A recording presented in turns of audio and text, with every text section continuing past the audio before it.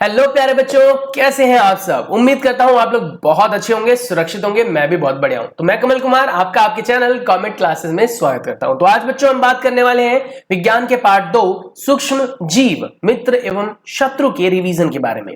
इससे पहले मैंने आप लोगों को जो वीडियो प्रोवाइड की थी बच्चों, उसमें मैंने आप लोगों को कंप्लीट चैप्टर के बारे में एक्सप्लेनेशन दे दिया था। मैंने बता दिया था कि आखिर इस चैप्टर में क्या कुछ कॉन्सेप्ट्स हैं जो आप लोगों से पूछे जाते हैं या फिर जिनके बारे में आपको पता होना चाहिए।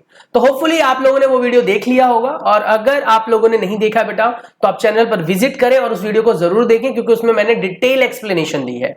आज इस वीडियो में हम एक बार ऊपर से उन सारे कॉन्सेप्ट्स को पढ़ने और समझने वाले हैं जिनके बारे में लास्ट वीडियो में हमने सीखा था। जानते हैं सूक्ष्म जीव मित्र एवं शत्रु पाठ के बारे में। हमने पढ़ा था कि सूक्ष्म जीव ऐसे जीवों को कहा जाता है जो जीव सूक्ष्म होते हैं, मतलब बहुत छोटे होते हैं, इतने छोटे कि जिनको हम बिना किसी यंत्र के देख ही नहीं सकते। इसीलिए तो उसका नाम है सूक्ष्म जीव, यानी सूक्ष्म मतलब बहुत छोटे। तो ऐसे जीवों को कैसे देखा जाता है? तो ऐसे जीवों को देखने के लिए एक विशेष प्रकार के यंत्र की आपको आवश्यकता होती है, जिसे हम बच्चों सूक्ष्मदर्शी कहते हैं। सूक्ष्म मतलब छोटा और दर्शी मतलब देखने वाला, यानी छोटी चीजों को देखने वाले यंत्र को हम क्या कहते हैं बेटा? सूक्ष्मदर्शी। सूक्ष्मदर्शी एक ऐसा यंत्र होता है जिसमें दो या दो से ज्यादा लेंसेज लगे होते हैं और जिनकी सहायता से हम बहुत छोटी से छोटी चीजों को देख पाते हैं, जैसे कि कोशिकाओं तक को देख लेते हैं। अगर आप उस यंत्र को देखना चाहते हैं तो हमारे चैनल के साथ बने रहें, हम क्रियाकलाप भी करेंगे बच्चों, जिससे आपको सारी चीजें रियल में विजिट करके देखने के लिए मिले। तो आज हम बात करेंगे सूक्ष्म जीव के बारे में। तो सूक्ष्म जीव में वो सभी जीव आ जाते हैं जो हमें नंगी आंखों से नहीं दिखते हैं। उनको देखने के लिए हम तालाब का पानी ले सकते हैं, बगीचे के मैदान की मिट्टी ले सकते हैं, उसको पानी में घोलकर उसके पानी को छान कर आप सूक्ष्म जीवों को देख सकते हैं सूक्ष्मदर्शी की मदद से। सूक्ष्मदर्शी बहुत ही कह सकते हो यूजफुल यंत्र है, जिसकी सहायता से हम इन जीवों को देख पाते हैं। सूक्ष्म जीवों को 4 वर्गों में बांटा गया है। मुख्य 4 वर्ग जो आपके सिलेबस का पार्ट है बेटा, जीवाणु, कवक, प्रोटोजोआ और शैवाल। इन 4 में बांटा गया है, जो आपको स्क्रीन पर दिखाई दे रहा है राइट साइड में। कौन कौन से बेटा? जीवाणु, कवक, प्रोटोजोआ और शैवाल। इनके अलावा भी एक सूक्ष्म जीव होता है जो कि विषाणु कहलाता है। विषाणु यानी कि हिंदी में हम उसे वायरस कहते हैं। वायरस रियल में सूक्ष्म जीव जीवित नहीं होते हैं, यानी अगर शरीर के बाहर है वो, यानी कि जो शरीर उसको पोषण देता है, यानी हमारा शरीर मान लो, हमारे शरीर के अगर बाहर वो विषाणु है तो वो मरा हुआ है, यानी कि निष्क्रिय है। वहीं पर वो अगर हमारे शरीर में घुस जाता है तो वृद्धि विकास करने लगता है। जबकि ऊपर के 4 जो प्रकार आपने पढ़े, जीवाणु, कवक, प्रोटोजोआ और शैवाल, ये शरीर से बाहर भी वृद्धि और विकास करते हैं। उसके बाद हमने जाना था कि किस प्रकार से विभिन्न प्रकार की बीमारियां हमें सूक्ष्म जीवों से लग जाती हैं, जैसे कि टीबी, जैसे कि पोलियो, जैसे कि खसरा और जैसे कि बहुत सारी बीमारी। अगर आपको पता हो तो मलेरिया भी सूक्ष्म जीव से होने वाली बीमारी है, जो कि प्लाज्मोडियम से होता है और उसको मादा एनोफ्लीज मच्छर फैलाती है। ऐसे बेटा और भी बहुत सारी बीमारियां हैं जिनके बारे में आप जानते हैं, जैसे कि कोरोना, वो भी सूक्ष्म जीव से होने वाली बीमारी है, जिसे आप कहते हैं कोविड-19 वायरस। ठीक है, तो वही कह रहा है कि अतिसार मलेरिया प्रोटोजोआ द्वारा होता है। टाइफॉइड और क्षय रोग जो है वो जीवाणु द्वारा होता है, क्षय रोग यानी कि टीबी। उसके बाद ये सारे उसके टाइप्स थे जो आपने फिगर में देखा था बेटा। और जीवाणु में, विषाणु में जो आपके टाइप्स हैं उनको आपको याद रखना है। जीवाणु में आता है स्पाइरल और छद्मनुमा, और शैवाल में आता है बेटा क्लेमाइडोमोनास और स्पाइरोगायरा। प्रोटोजोआ में आता है अमीबा और पैरामीशियम, और राइजोपस में आता है बेटा ब्रेड मोल्ड, पेनिसिलिन और एस्परजिलस। उसके बाद बेटा नेक्स्ट है हमारे पास विषाणु। विषाणु यानी कि विष, यानी जो हमारे लिए विष की तरह काम करता है। शरीर से बाहर तो वो किसी काम का नहीं है। अगर मान लो हम जहर को कटोरी में रख दें तो वो आपका क्या बिगाड़ लेगी? कुछ नहीं बिगाड़ेगी। जहर को आप शरीर पर लगा लो, कुछ नहीं बिगाड़ेगा वो। लेकिन जैसे आपके शरीर में गया जहर तो वो आपको परेशान करेगा। तो इसलिए इसका नाम से समझ सकते हैं, विषाणु यानी कि विषैला होता है। सूक्ष्मजीव कहीं भी रह सकते हैं बेटा, वो पानी में, मिट्टी में, आपके शरीर के अंदर, ज्वालामुखी में, अम्ल में, क्षार में, पहाड़ में, उसके बाद बर्फ के अंदर, फ्रिज में, फ्रिज से बाहर, हर जगह सूक्ष्मजीव रह सकते हैं। सूक्ष्मजीव और हमारे बीच में एक गहरा संबंध है बेटा। हमारे आसपास में जो सूक्ष्मजीव होते हैं उनमें से बहुत सारे हमारे मित्र हैं। जैसे हमने जाना था दही, दही हमारे लिए बहुत कार्यगर है। कारीगर नहीं, कार्यगर, कार्यगर बोला मैंने, मतलब कि हमारे लिए कार्य की चीज है, हमारे लिए काम की चीज है। अब वो काम की चीज कैसे है, क्योंकि दही को खाने से हमारे अंदर ताकत आती है, हमारा पेट ठीक रहता है, हमारा डाइजेशन ठीक रहता है। लेकिन दही बनता कैसे है, तो हमने पढ़ा था कि दही के अंदर एक जीवाणु होता है जिसे कहते हैं बेटा लैक्टोबैसिलस। लैक्टोबैसिलस एक ऐसा जीवाणु है जो हमारे शरीर के लिए बहुत अच्छा होता है और दूध में पाया जाता है। लेकिन ये लैक्टोबैसिलस अगर सही तरीके से इस्तेमाल में ना लिया जाए तो हमारा दूध फट भी जाता है। वहीं पर इसे अगर दूध को उबाल कर उसमें अगर आप जामन डाल देते हो यानी दही डालते हो और एक नियमित तापमान पर उसे बढ़ने देते हो तो वो आपको दही बना कर देता है, तो कहीं ना कहीं हमारे लिए फायदेमंद है। ऐसे बेटा आप ब्रेड खाते हो, इडली डोसा खाते हो और आप कहते हो ढोकला खाते हो, इन सबको बनाने के लिए भी कहीं ना कहीं, और छोला भटूरा कैसे भूल जाए हम, वो भी बनाने के लिए, केक भी नहीं भूल सकते, चीज, पनीर, इन सबको बनाने के लिए हमें सूक्ष्म जीवों की आवश्यकता होती है। सूक्ष्म जीव हमारे आसपास में जो विषैले पदार्थ होते हैं बेटा उनको अपघटित करने में यानी कि उनको पचाने में भी मदद करते हैं। हमारे शरीर में तो नहीं लेकिन कहीं ना कहीं आपने पढ़ा था छठी कक्षा के अंदर कि जो घास खाने वाले जीव होते हैं उनके पेट में भी जीवाणु पाए जाते हैं जो सेल्यूलोज को पचाने के काम में आते हैं। तो आप कैसे कह सकते हो कि जीवाणु आपके काम के नहीं है? जीवाणु तो बहुत काम के हैं। दही बनाना, ब्रेड बनाना, इसमें जीवाणु काम में आते हैं। तो वही कह रहा था, हमने पढ़ा था कि जो चित्र 2.6 दिख रहा है आपको बेटा, आपको गूंदा हुआ आटा लेना है, उसमें थोड़ी सी चीनी मिला देनी है और उसमें थोड़ा गर्म पानी मिलाना है और उसमें थोड़ा ईस्ट पाउडर मिलाकर उसको 2-3 घंटे के लिए छोड़ देना है। आप देखेंगे कि जो ईस्ट का पाउडर है बेटा वो उसकी वजह से जो हमारा आटा है वो फूल जाता है। इसी प्रकार से बेटा हमारे केक बनाए जाते हैं। आपने देखा होगा केक इतने बड़े बड़े होते हैं पर उसमें वजन कुछ भी नहीं होता। क्यों? क्योंकि उसके अंदर हवा भरी होती है, स्पंजी होता है वो। तो इस तरीके से ईस्ट का इस्तेमाल करते हैं हम केक इत्यादि बनाने के लिए, पेस्ट्री बनाने के लिए, ब्रेड बनाने के लिए। सूक्ष्म जीव का वाणिज्यिक तौर पर यानी कि बिजनेस के तौर पर भी इस्तेमाल होता है, जैसे कि अल्कोहल बनाना, दारू बनाना। बेटा आपने देखा होगा आपकी गली में भी कहीं ना कहीं, आपके गली के बाहर कहीं ना कहीं दारू का ठेका होगा। अब सवाल उठता है कि इतने सारे दारू कैसे बनता है? कंपनियों में बनाया जाता है। कंपनियों के नाम भी सुने होंगे, मैं नाम नहीं लूंगा, लेकिन ये कंपनियां जो बनाती हैं वो किस प्रकार बनाती है? तो सूक्ष्म जीवों की मदद से बना लेती हैं। तो कहता है कि आप भी घर पर बना सकते हैं। शुगर सॉल्यूशन लीजिए यानी चीनी को पानी में घोलिए और थोड़ा सा उसमें ईस्ट का पाउडर डाल दीजिए। ईस्ट का पाउडर डालने के बाद आप उसको 4 घंटे बाद सूंघिए तो आपको बिल्कुल दारू जैसी बदबू आएगी। ये जो प्रक्रिया अभी आपको मैंने बताई जिसमें हम शुगर को यानी कि कह सकते हो अल्कोहल में बदलते हैं, यानी कि शर्करा को अल्कोहल में बदलते हैं, इसे हम कहते हैं किण्वन विधि। क्या कहते हैं? किण्वन विधि। किण्वन विधि के बारे में 1857 ईस्वी में लुई पास्चर नाम की साइंटिस्ट ने बताया था। सूक्ष्म जीव और औषधि, हमारे शरीर के अंदर बहुत सारी बीमारियां होती हैं, उन बीमारियों से लड़ने की ताकत भी हमें सूक्ष्म जीव ही दे देती हैं। कभी कभी ऐसा पाया गया है और अलेक्जेंडर फ्लेमिंग नाम के साइंटिस्ट थे, उन्होंने पाया कि कुछ विशेष प्रकार के जीवाणु जो है वो हमारे शरीर में अन्य बीमारियों को लड़ने में यानी अन्य बीमारियों से लड़ने में हमें ताकत देती हैं, हमारे शरीर के अंदर प्रतिजैवी को बढ़ाते हैं। सूक्ष्म जीव हमारी औषधियों के लिए बहुत जरूरी है। बहुत सारी बेटा दवाइयां हैं जो हम सूक्ष्म जीवों की मदद से बनाते हैं, जैसे इसमें नाम आप देखो, स्ट्रेप्टोमाइसिन, टेट्रामाइक्लिन, एरिथ्रोमाइसिन, एजिथ्रोमाइसिन। ये ऐसी दवाइयां हैं जो अमूमन तौर पर हम इस्तेमाल में लेते हैं और ये सभी के सभी कहीं ना कहीं जीवाणु से बनाई जाती है, सूक्ष्म जीवों से बनाई जाती है। वैक्सीन भी सूक्ष्म जीवों की मदद से ही बनाए जाते हैं। तो पेनिसिलिन नाम का इंजेक्शन के बारे में आपने सुना होगा। पेनिसिलिन सबसे पहला एंटीबायोटिक है बेटा, जिस पेनिसिलिन की खोज अलेक्जेंडर फ्लेमिंग ने की थी और ये बहुत बड़ी खोज थी। इस खोज के चलते बहुत सारी बीमारियों से निजात मिली, कई बीमारियों को ठीक करने में ये कारगर सिद्ध हुआ। इन्होंने प्रूव किया कि फफूंद जैसे बीमारियों, फफूंद को जो आप कह सकते हो बहुत सारे ऐसे जीवाणु थे जिनको फफूंद से मारा गया और फफूंद की कैटेगरी में ही आता है बेटा पेनिसिलिन। पेनिसिलिन फफूंद होता है।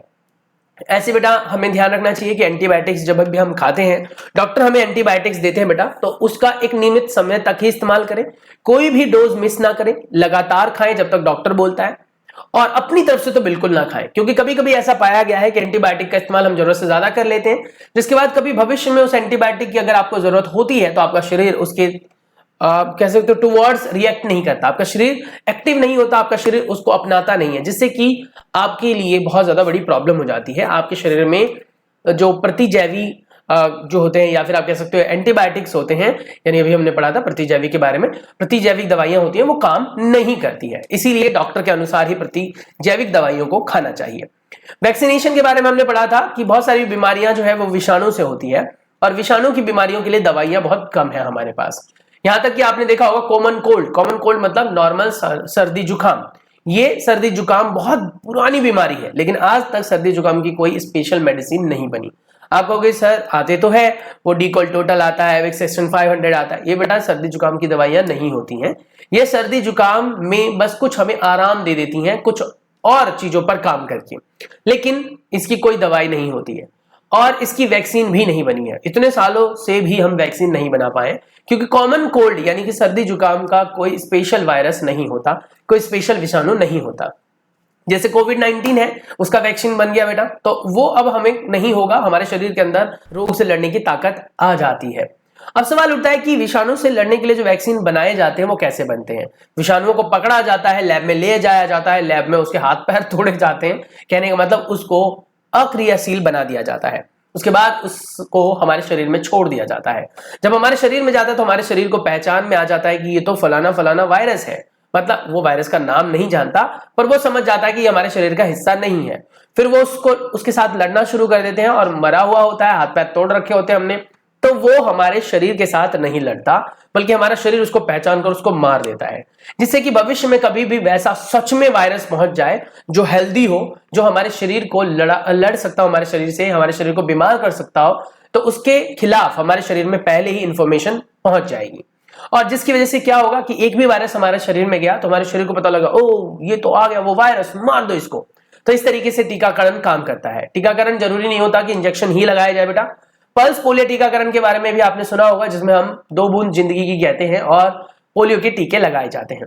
पोलियो के टीका जो बना है वो बेटा काफी लंबे समय तक बना है। पहले टीका बनने में बहुत लंबा टाइम लगता था, आजकल टीके बहुत जल्दी बन जाते हैं। आपने देखा होगा कोरोना की जो वैक्सीन थी वो लगभग 1.5 साल में तैयार हो गई। बहुत सारी कंट्रियों ने तो 1 साल के अंदर ही बना ली थी, पर हमारी कंट्री में लगभग 1.5 साल में वो फाइनली लॉन्च हो गई थी।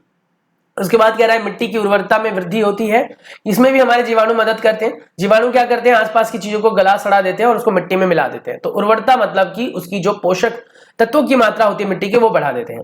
पर्यावरण के शुद्धिकरण में फायदा करता है। पर्यावरण में बहुत सारे जीव जंतु ऐसे होते हैं जो इधर उधर मर जाते हैं, तो उनको गलाने सड़ाने और मिट्टी में मिलाने का काम भी यही करते हैं। इसके लिए हमने क्रियाकलाप किया था, हमने कहा था कि 2 गमले ले लो, 2 ग्लास ले लो, 2 पॉट ले लो, उसके अंदर बेटा एक में आप किचन का वेस्ट डाल दो, दूसरे में कांच और धातु इत्यादि मिट्टी के बर्तन मिला दो। तो आप देखोगे कि जिसमें आपने सड़ने गलने वाली चीजें डाली हैं वो लगभग 1 महीने में 4 हफ्ते तक अगर आप उसको अंदर छोड़ देते हैं थोड़ा पानी डाल के, तो आप देखोगे कि वो गल सड़ जाते हैं, खत्म हो जाते हैं। तो आखिर सवाल उठता है कि वो गल सड़ क्यों गए, तो वो सूक्ष्म जीवों की वजह से गल सड़ गए।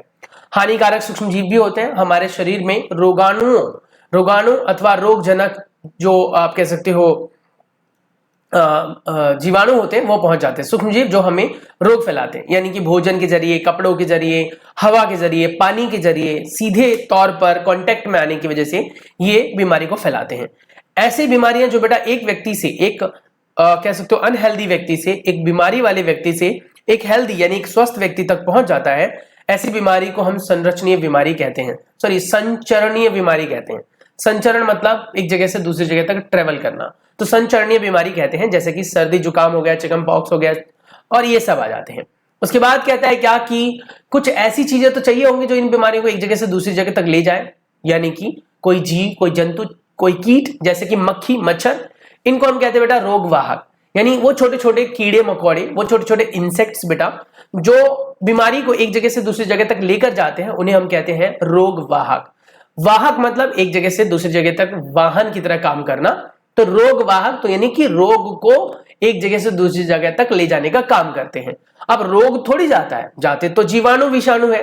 तो वही कह रहा है कि जो जीव, जो छोटे छोटे जीव सूक्ष्म जीवों को एक जगह से दूसरी जगह तक लेकर जाते हैं, उन्हें हम रोग वाहक कहते हैं। इसमें सबसे बड़ा रोग वाहक है हमारा मक्खी, उसके बाद मच्छर और भी छोटे छोटे कीड़े मकोड़े बहुत होते हैं। आपने देखा होगा बेटा कि लोगों को मच्छर के काटने से डेंगू हो जाता है, मलेरिया हो जाता है। अब सवाल उठता है कि मच्छर के काटने से मलेरिया कैसे हुआ। मच्छर बेटा प्लाज्मोडियम नाम के सूक्ष्म जीव को एक जीव से दूसरे जीव तक या एक व्यक्ति से दूसरे व्यक्ति तक लेकर जाता है, जिसकी वजह से एक बीमार व्यक्ति से दूसरा व्यक्ति भी बीमार हो जाता है।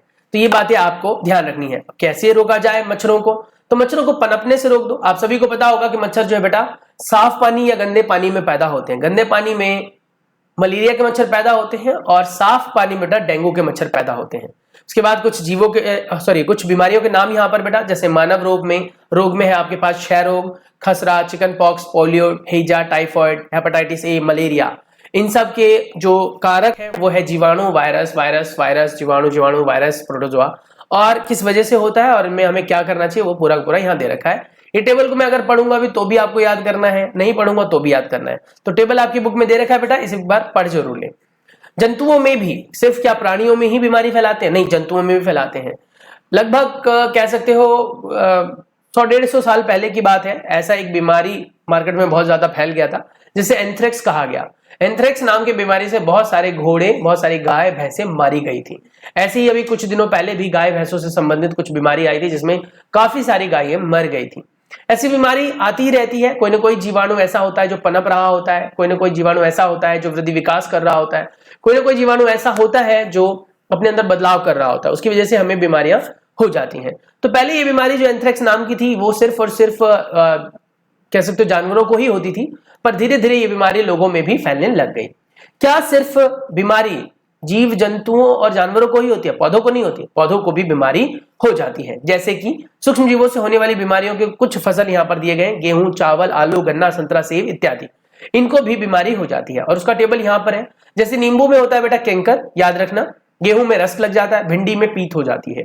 अब इनके पीछे वजह है जीवाणु, कवक, वायरस। और किस तरीके से फैलते हैं वो? वायरस, वायु, बीज, कीट द्वारा। अब आता है क्या खाद्य पदार्थों को खराब करने में भी जीवाणु वजह है? बिल्कुल सही बात है।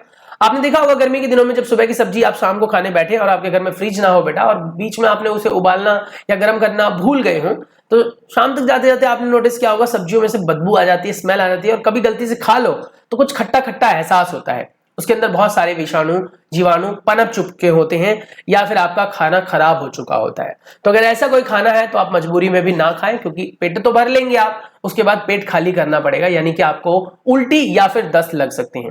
तो उसे कहते हैं बेटा खाद्य विषाक्तन या फिर फूड पॉइजनिंग। फूड पॉइजनिंग से लोगों की जान तक जा सकती है। तो अगर आपको फूड पॉइजनिंग कभी गलती से हो भी जाए तो आपको क्या करना चाहिए बेटा? आपको बेटा ढेर सारा पानी पीना चाहिए, उबाल कर ठंडा करके, क्योंकि पानी में भी जीवाणु विषाणु होते हैं और अगर आप बीमार होंगे तो आपका शरीर कमजोर होगा और जीवाणु अगर आप डालोगे तो आपका शरीर और कमजोर हो जाएगा। तो पानी को उबाल लें, ठंडा कर लें, फिर पिए। अगर आपके घर में बेटा आरओ लगा हुआ है तो वो बेटर है, फिर आपको उबालने की भी जरूरत नहीं है क्योंकि उसमें जीवाणु विषाणु छन जाते हैं। क्लियर हो गया? अब कह रहे क्या कि अगर आपके घर में ऐसा कोई पेशेंट है जिसको ऐसी बीमारी हो जाती है तो ध्यान रखें कि उसको बार बार उल्टी ना आए, क्योंकि बार बार उल्टी आने से शरीर में कमजोरी होती है। कभी कभार ऐसा देखा गया है कि बार बार उल्टी आती है तो आप कुछ भी खाते दवाई वगैरह तो बार बार उल्टी आती है, तो ऐसे कंडीशन में आप उसे डॉक्टर के पास लेकर जाए, इंजेक्शन वगैरह लगवाएं। खाद्य परिरक्षण यानी कि खाद्य जो खराब हो जाता है बेटा उसको बचाने के तरीके कई तरीके से बचा सकते हैं आप। एयर टाइट कंटेनर में रख लें, खाद्य पदार्थों को सुखा लें। जैसे कि अचार बनाते हैं तो आपने देखा होगा अचार बनाते वक्त पहले आम को सुखाया जाता है जिससे कि उसका सारा पानी निकल जाए। और ऐसे ही बेटा बहुत सारी चीजें होती हैं जिनमें हम नमक, चीनी, तेल आदि मिलाकर उसे बचा सकते हैं। ऐसे ही कुछ रासायनिकों का भी प्रयोग किया जा सकता है खाद्य पदार्थों को बचाने के लिए। खाद्य पदार्थ जब कभी भी विषाणुओं के साथ, जीवाणुओं के साथ अभिक्रिया करके सड़ जाते हैं, खराब हो जाते हैं, तो उसे खाद्य विषाक्तन कहते हैं। ठीक है, जो हमने पढ़ा था, और इसके वो खाने से बीमार पड़ जाते हैं। तो उसको बचाने के लिए हमें खाद्य का परिरक्षण करना पड़ता है। परिरक्षण के कई उपाय हैं, जैसे कि रासायनिक उपाय जिसमें आप रासायनिक पदार्थ का इस्तेमाल करते हैं, जैसे कि सोडियम मेटासल्फाइड, सोडियम बेंजोएट, इनका प्रयोग करते हैं। ऐसे नमक द्वारा भी परीक्षण किया जाता है। नमक द्वारा परिरक्षण मांस का, मछलियों का किया जाता है। सूखे आम और इमली और आंवला वगैरह का किया जाता है। चीनी द्वारा परिरक्षण भी किया जाता है, जैसे कि आपने देखा होगा जैम वगैरह खाया होगा आपने, और कह सकते हो आपकी सॉस की बोतल वगैरह देखी होगी, उसमें बहुत सारा चीनी होता है। उसके बाद तेल और सिरके का प्रयोग करके भी कर सकते हैं। अचारों में भी बहुत सारा तेल डलता है, सिरके का प्रयोग करके आप अचारों को बचा सकते हैं। ऐसे ही बेटा गरम और ठंडा करके भी आप बचा सकते हैं, गरम करके ठंडा करके, जैसे कि आपने दूध को गरम और ठंडा करके बचाया। ऐसे बेटा यहाँ पर पॉस्चराइजेशन मेथड के बारे में हमने पढ़ा था। लुई पॉस्चर ने पॉस्चराइजेशन मेथड के बारे में बताया। उन्होंने कहा था कि किसी भी दूध को अगर 70 डिग्री सेल्सियस पे 15 से 30 सेकंड के लिए गर्म किया जाए, एग्जैक्ट 70 डिग्री सेल्सियस के आसपास में, तब उस दूध के अंदर के सारे जीवाणु जो होते हैं लैक्टोबैसिलस, वो मर जाते हैं। उसके बाद उस दूध को काफी देर तक बचाया जा सकता है और इसी मेथड की वजह से आपके घरों तक थैलियों वाली दूध को पहुंचाया जाता है बिना उबाले। फिर आप घर पे लाते हैं, थैलियों को फाड़ते हैं, उबालते हैं, जिससे कि सारे के सारे जीवाणु मतलब जो हमने पढ़ा था लैक्टोबैसिलस, वो मर जाते हैं और फिर आपका दूध बचा रहता है। फिर आपको गर्मी में बार बार उबालना पड़ता है अगर आपके घर में फ्रिज नहीं है तो, और अगर फ्रिज है तो एक बार उबालकर आप अपने फ्रिज में रख दें तो फिर वो जीवाणु जो है पनपते नहीं है और आपका दूध काफी लंबे समय तक बचा रहता है। इस विधि को जो गर्म करना और ठंडा करना हमने पढ़ा, यानी कि 30 सेकेंड्स तक, पॉस्चराइजेशन कहते हैं। उसके बाद आता है भंडारण और पैकेजिंग। आजकल आपने देखा होगा वायुरोधी कंटेनर्स आते हैं जिसमें आप खाद्य पदार्थों को रख सकते हैं। पैकेट्स में आपने देखा होगा जो चीज आप खाते हैं वो पैकेट्स में आते हैं, उनमें हवा भरी होती है। हवा कौन सी होती है? वो नाइट्रोजन गैस होती है, जिसकी वजह से जो भी खाद्य पदार्थ आप खाते हैं बेटा उसके साथ वो अभिक्रिया नहीं करती और अन्य गैसों को भी अभिक्रिया करने से रोकती है। तो इस तरीके से आप खाद्य पदार्थों को बचा पाते हैं। उसके बाद हमने पढ़ा नाइट्रोजन स्थिरीकरण के बारे में।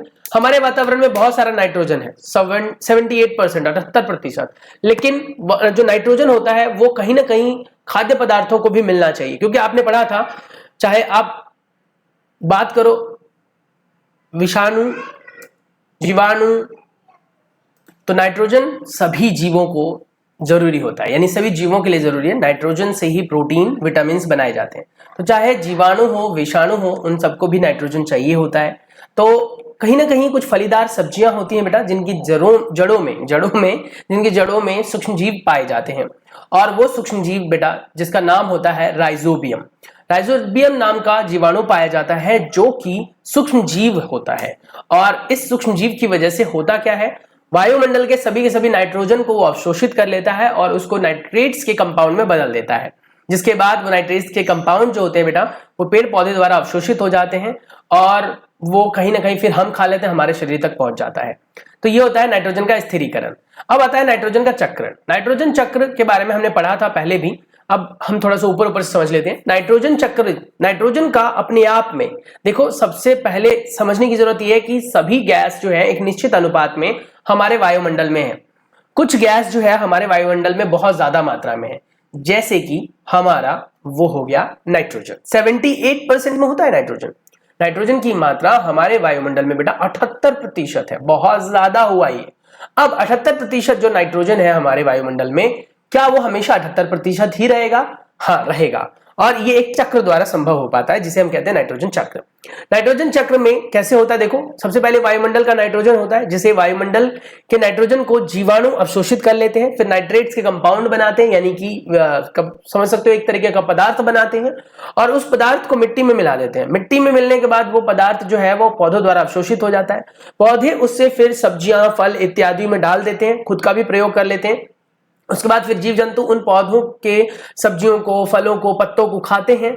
वो सारा नाइट्रोजन फिर उनके शरीर में जाता है। नाइट्रोजन फिर जो शरीर होता है वो वॉशरूम मतलब कि पॉटी और छीछी, सुसु, इनके जरिए जो है वो सारा बाहर निकाल देते हैं। वो फिर मिट्टी में जाता है। मिट्टी में जाने के बाद फिर से पौधे अवशोषित कर लेते हैं, या फिर दूसरे जो जीव जंतु है वो उसे खा लेते हैं, और इस तरीके से ये चक्रण चलता रहता है। और नाइट्रोजन की मात्रा 78% वायुमंडल में हमेशा बनी रहती है। इसी प्रकार से चक्रण ऑक्सीजन का भी होता है। आपने देखा होगा कि कार्बन डाइऑक्साइड जो है वो पौधों को रिक्वायर्ड होता है, पौधों को चाहिए होता है कार्बन डाइऑक्साइड, लेकिन आपने ये भी देखा होगा बच्चों कि पौधे ऑक्सीजन बनाते हैं, तो जो वो ऑक्सीजन बनाते हैं वो हमें चाहिए होता है, और जो हम कार्बन डाइऑक्साइड बनाते हैं वो उनको चाहिए होता है। तो इस तरीके से ये पार्ट हमारा फिर से रिवीजन में आ गया है, और अगली वीडियो के अंदर हम बेटा फर्दर बातें करेंगे। इसमें कुछ कीवर्ड्स भी हैं, देखो आप देखो। सबसे पहले शैवाल एक सूक्ष्मजीव होता है। उसके बाद प्रतिजैविक है। प्रतिजैविक मतलब क्या हो गया, हमारा शरीर जो है वो हमें रोगों से लड़ने की ताकत देता है, जिसे प्रतिजैविक कहते हैं। शैवाल हरे और नीले भी हो सकते हैं। प्रतिरक्षी हमारे शरीर, प्रतिजैविक दवाई होती है, प्रतिरक्षी होता है हमारे शरीर में जो लड़ने की ताकत होती है। तो हमारा शरीर लड़ने की ताकत खुद बनाता है। प्रतिजैविक हम दवाइयों के जरिए हमारे शरीर को लड़ने की ताकत के बराबर बना लेते हैं, यानी लड़ने लायक बना लेते हैं, प्रतिजैविक होता है। जीवाणु छोटे सूक्ष्मजीव होते हैं, वाहक, जिनसे जीवाणु एक जगह से दूसरी जगह तक जाते हैं। संक्रामक रोग वो होते हैं जो एक प्राणी से दूसरे प्राणी तक पहुंचते हैं। किण्वन एक विधि है जिसके द्वारा कहीं ना कहीं आप कह सकते हैं शर्करा को अल्कोहल में, यानी कि आप कह सकते हो शराब में बदला जाता है। कवक भी एक प्रकार का सूक्ष्मजीव है जो कॉलोनी में रहता है। लैक्टोबैसिलस दूध में पाए जाने वाला सूक्ष्मजीव है। सूक्ष्मजीव वो जीव होते हैं जिनको हम नग्न आंखों से नहीं देख सकते हैं। नाइट्रोजन चक्र के द्वारा नाइट्रोजन की मात्रा को वायुमंडल में बराबर रखा जाता है। नाइट्रोजन स्थिरीकरण की प्रक्रिया से पेड़ पौधों को नाइट्रोजन मिल पाता है, और जो जीवाणुओं द्वारा संभव है। पॉस्चरीकरण एक मेथड है, एक तरीका है जिसकी सहायता से हम दूध को पॉस्चराइज करते हैं, 70 डिग्री सेल्सियस पर लगभग 15 से 30 सेकंड के लिए उसे हम गर्म करते हैं। रोगजनक वो